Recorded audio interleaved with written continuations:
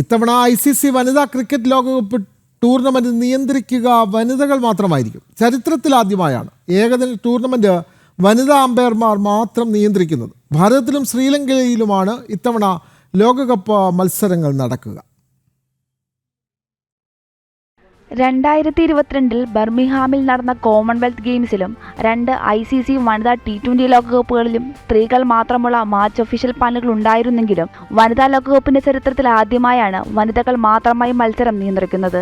September 30 മുതൽ ഭാരതത്തിലും ശ്രീലങ്കയിലുമായി നടക്കുന്ന 13ാമത് വനിതാ ലോകകപ്പാണ് ചരിത്രമാകാനൊരുങ്ങുന്നത്. വനിതാ ലോകകപ്പിന്റെ യാത്രയിലെ ഒരു നിർണായക നിമിഷമാണിതെന്ന് ICC ചെയർമാൻ ജയ് ഷാ പറഞ്ഞു.